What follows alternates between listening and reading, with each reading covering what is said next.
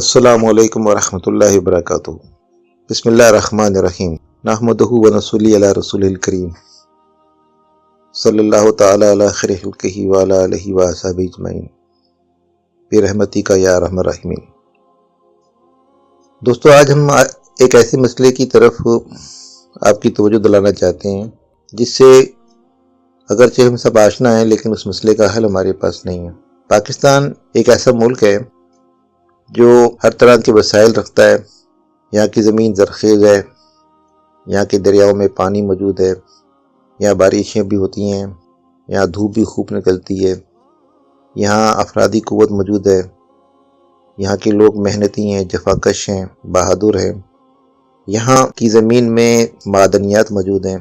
دنیا کی ہر وہ نعمت موجود ہے جس کی بدولت کوئی بھی قوم دنیا میں ترقی، خوشحالی اور آزادی حاصل کرتی ہے، لیکن ہم دیکھتے ہیں کہ اس کے باوجود ہمارے ملک میں غربت ہے، مہنگائی ہے، بے روزگاری ہے، کرپشن ہے، ناانصافی ہے، جہالت ہے، بیماری ہے، یا کسی کی عزت محفوظ نہیں، یا امن نہیں، آپسداری نہیں۔ اس کی وجہ پر ہم نے جتنا بھی غور کیا، ہم یہ سمجھتے ہیں اور کئی لوگ ہماری بات سے اتفاق بھی کرتے ہیں کہ یہاں ایماندار قیادت موجود نہیں ہے، یہاں حکومت میں ایمانداری نہیں ہے، بیوروکریسی میں ایمانداری نہیں ہے، عدلیہ میں ایمانداری نہیں ہے۔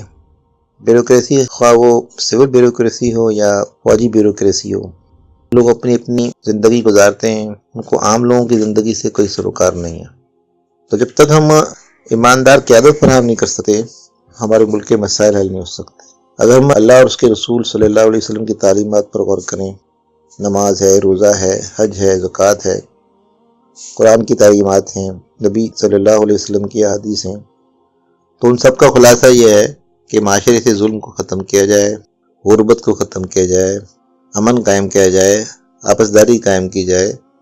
تو یہ چیزیں صرف اسی صورت میں قائم ہو سکتی ہیں جبکہ ہم حکومتی سطح پر ایماندار لوگوں کو حکومت میں لے کر آئیں۔